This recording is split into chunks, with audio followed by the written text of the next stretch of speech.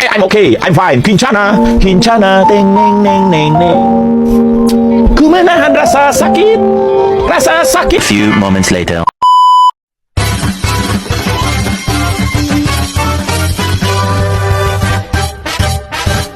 Assalamualaikum warahmatullahi wabarakatuh. Waalaikumsalam warahmatullahi wabarakatuh.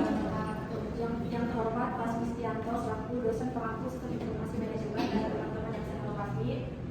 Selamat malam, kami dari kelompok 4 yang beranggotakan saya, Nur Hasanah, dan bersama teman-teman saya. Saya Wanda Fitriani. Saya Netina Febriwati. Saya dengan Saskia Siregar. Izinkan kami untuk mempresentasikan hasil diskusi mengenai pengembangan aplikasi layanan pelaporan online sebagai solusi pelaporan kejadian dan pengaduan publik berbasis digital. Baiklah, pembahasan pertama yang akan dijelaskan oleh saya yaitu latar belakang. Meningkatnya kompleksitas permasalahan di lingkungan masyarakat menuntut adanya sistem pelaporan yang cepat, akurat, dan mudah digunakan. Kebutuhan akan sistem pelaporan yang cepat dan terintegrasi mendorong pengembangan aplikasi Laporin sebagai solusi digital bagi masyarakat dalam menyampaikan laporan kejadian dan pengaduan publik. Aplikasi ini mempermudah pelaporan secara online dengan dukungan dokumentasi dan informasi lokasi serta memungkinkan pemantauan status penanganan laporan secara real time guna meningkatkan efektivitas, transparansi, dan kualitas pelayanan publik.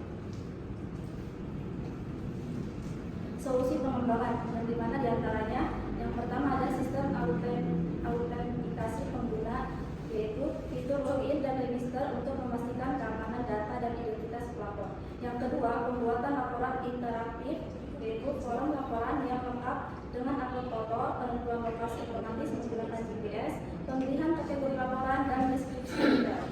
Yang ketiga yaitu manajemen riwayat laporan, yang dimana pengguna dapat melihat seluruh riwayat laporan yang pernah dibuat beserta status penanganannya.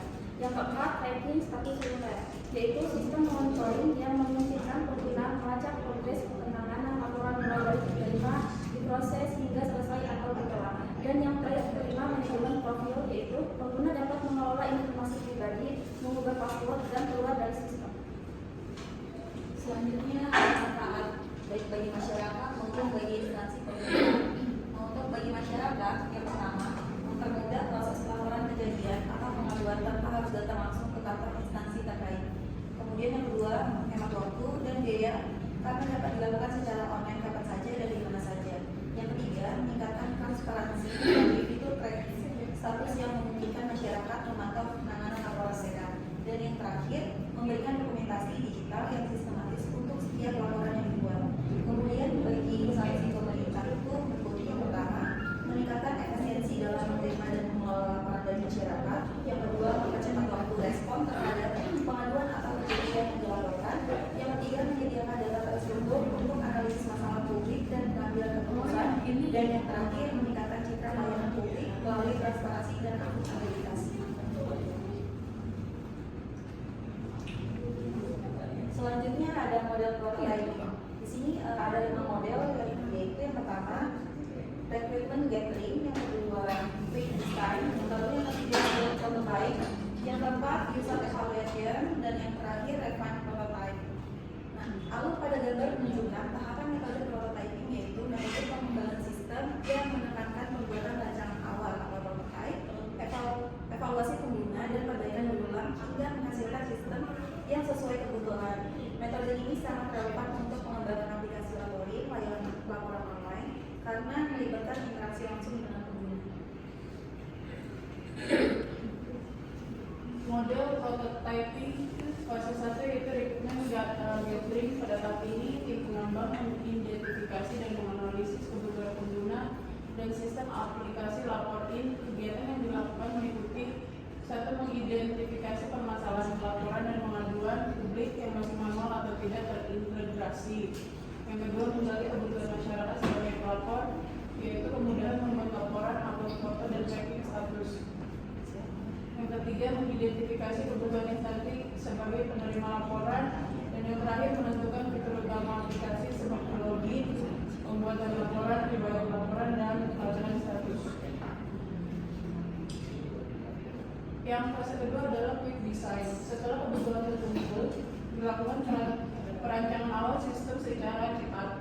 Pada aplikasi lapor in, tahap ini meliputi yang pertama pembuatan sketsa antarmuka atau wireframe aplikasi, yang kedua penentuan user flow seperti login, buat laporan, lalu kirim laporan, sama tracking status. Yang ketiga perancangan aplikasi sederhana agar aplikasi mudah digunakan oleh masyarakat. Desain cepat ini belum final, namun menjadi gambaran awal sebelum prototipe dibuat.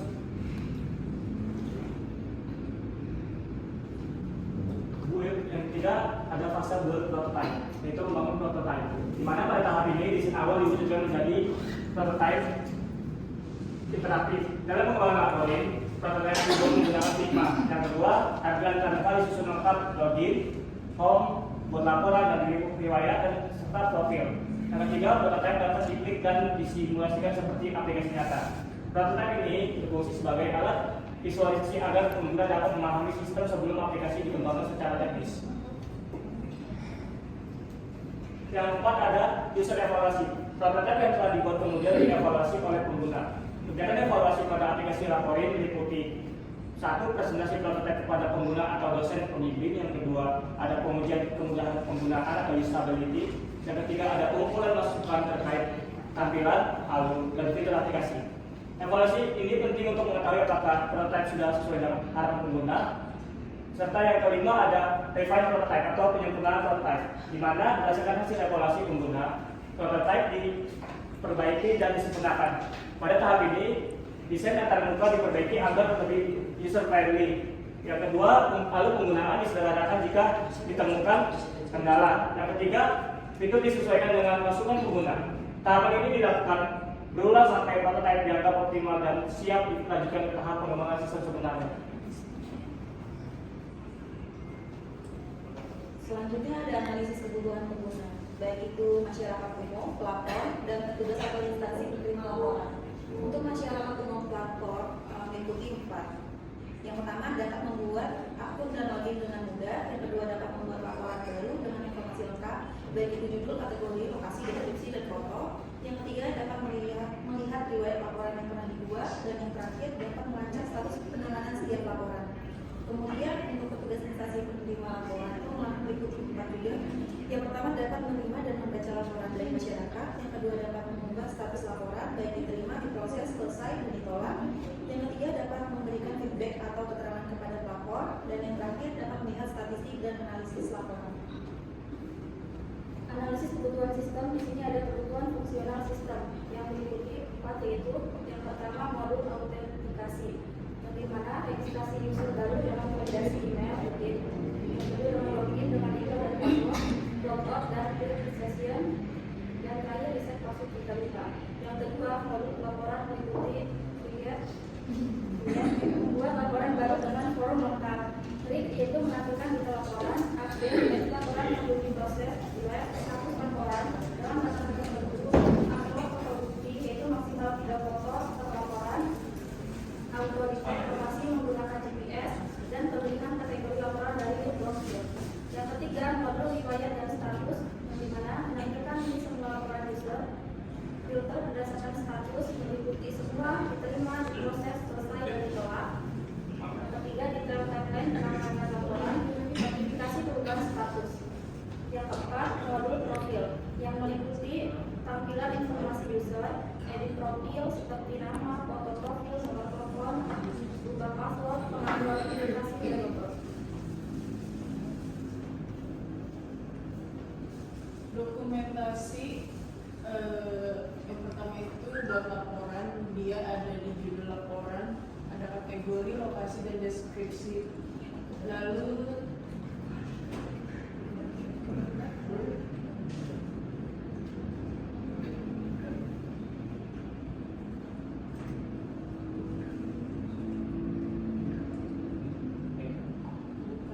adalah dokumentasi. Yang pertama kita splash screen, yaitu ada logo aplikasi laporin.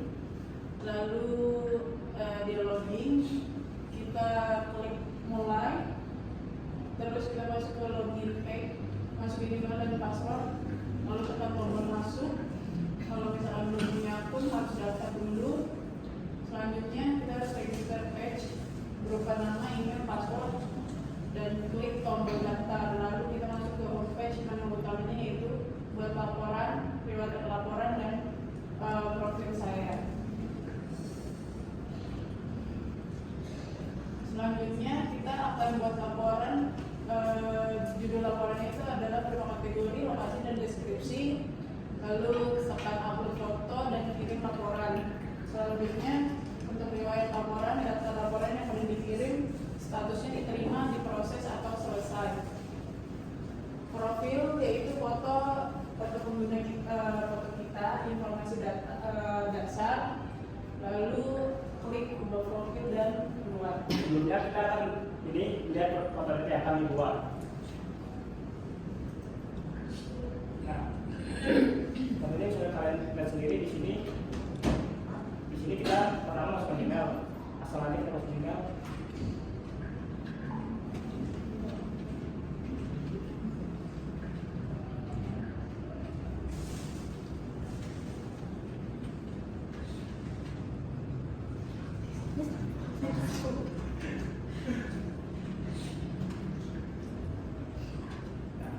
Bisa dilihat seperti ini lah tampilannya kalau dalam bentuk web.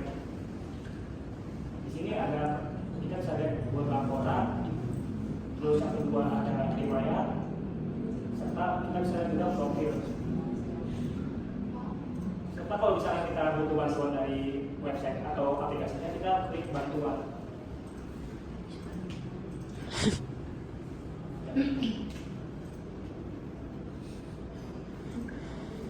Jadi kesimpulan ya, berdasarkan hasil rancangan dan analisis yang telah dilakukan, dapat disimpulkan bahwa aplikasi laporan atau layanan pelaporan online telah berhasil dirancang sebagai solusi digitalisasi pelaporan kejadian dan pengaduan publik dengan menerapkan prinsip user centered design dan metodologi prototyping.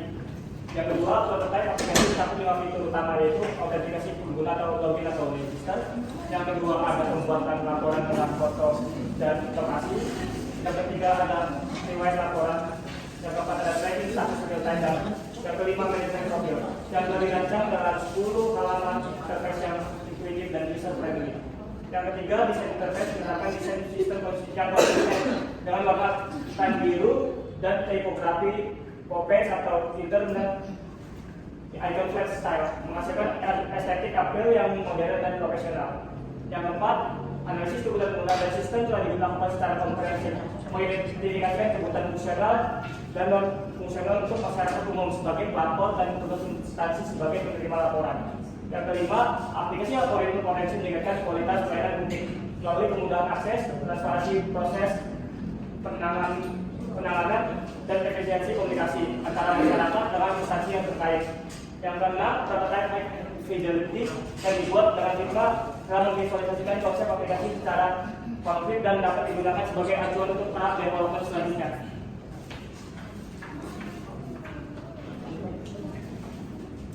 Demikian dari kelompok kami. Apakah ada yang bertanya?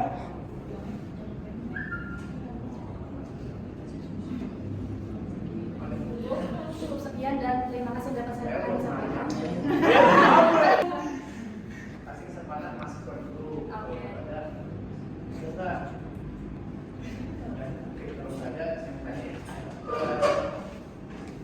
Kalian kan proyeknya adalah membuat software tentang melaporin ya. Ini diperuntukkan dari siapa? Untuk masyarakat Pak, kayak di lingkungan kayak RT atau RW gitu Pak. Kalau misalkan buat kantor kayak buang sampah sembarangan bisa laporin ke RT atau RW sekitar atau ke kelurahan masing-masing. Lebih ke menampung keluhan sih Pak. Bisa kan menampung aspirasi masyarakat. Nah, model penerapan itu kan artinya dia harus ada ini ya, harus ada pengelolaannya ya. Nah itu model ini apa dia harus instalasi program? Ya itu kan tadi kan ada apa berbasis mobile ya, ada yang berbasis desktop. Ya. Itu modelnya sistem pengelolaannya gimana? apakah dia dikelola sendiri atau harus lewat, kan kalau berbasis internet kan harus ada provider pengelola jaringan. Ini sih kalau yang kami buat sih Pak untuk dikelola untuk kayak tingkat kelurahan atau RT sih Pak. Maksudnya kayak gini sih Kak, karena kan ada beberapa orang yang nggak mau ikut untuk install aplikasi dan ada beberapa orang yang pengen instan lewat website. Mungkin mereka bisa aksesnya lewat website dan semisal mereka mau punya aplikasi, mungkin mereka Saya paham di sini. Permasalahannya kan katakanlah kalau dia RT atau RW ya, yang mengaplikasikan program ini harus ada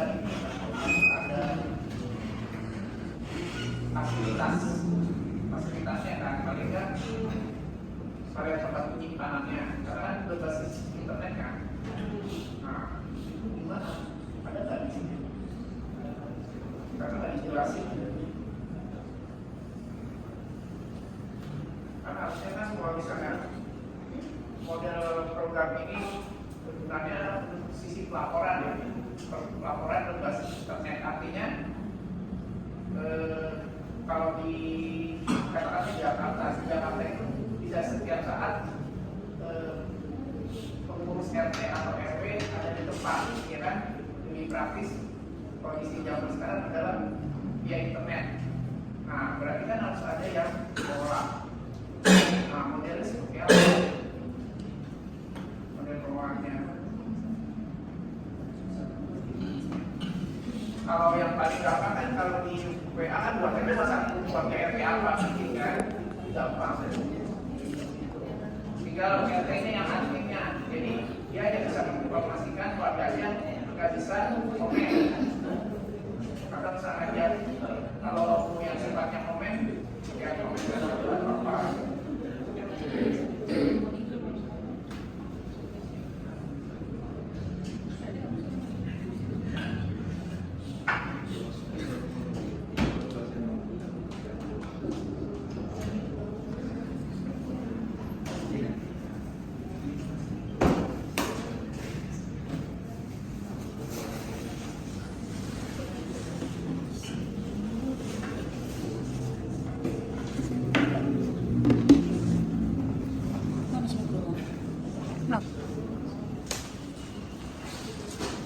Jadi untuk saat ini kita belum dari tersebut Pak, mungkin kedepannya supaya dikembangkan lebih baik kita akan buat salah satu yang mengelolanya. Saat ini belum ada Pak. Ya, artinya harus jelas ya, jadi bukan asal buat program jadi, tapi programnya sudah ada. Perlu bisa diaplikasikan sudah jelas. Atau misalnya katakanlah kerjasama, kalau di DKI kan dia SRW Pak. Jadi yang masukin jadi kalau ada momen misalnya tetangganya saya bikin jadi langsung jadi langsung respon dan tingkat yang aku ini RW sampai RT RW kelurahan kecamatan sampai wali kota pun dan wali kota pun gitu ya. Artinya harus ada bukan organisasi ini tapi tindak lanjutnya seperti apa itu harus dijelaskan juga. Ya Pak, tapi kan ini kan karena semua prototipe ya Pak. Jadi kami belum ada kerjasama antara Pak. Jadi kita hanya bukan masalah itu ya, tapi kamu jelasin ketika kamu menjadi seorang programmer atau konsultan, ketika kita membuat sesuatu itu harus sampai selesai. Apa namanya di tengah sudah selesai. Itu ada orang respon gimana terkait masalah ada skala prioritas itu harus sudah jelas seperti apa. Misalnya kalau permasalahannya misalnya ya usahanya rumah tempat tinggalnya dijadikan usaha industri ya, dari pagi sampai malam bunyi bising. Satu itu kan ada banyak bisa pencemaran suara ya, pencemaran industri itu kan misalnya industrinya bikin apa yang baunya menyengat ya, karena yang usaha sekolah itu ya nah itu baunya kemana-mana, bukan pencemaran udara, pencemaran suara, pemisingan ya. Misalnya begitu misalnya 2 kali lingkungan ya, buangan itu berarti kan banyak itu. Sekarang udah skala berat. Jadi ada. Oke, nah nanti kita kayaknya kalau misalnya laporan harus ada respon-responnya berapa, misalnya bisa 1 kali 24 jam udah direspon gitu, sudah direspon ya sama yang aktifnya. Dia harus ada, walaupun misalnya belum kejadian tapi udah direspon, udah diterima alasannya, misalnya orangnya nggak ada di tempat, berarti yang admin misalnya di RT/RW berarti adminnya udah terima pengaduan, sudah menghubungi orangnya nanti nggak ada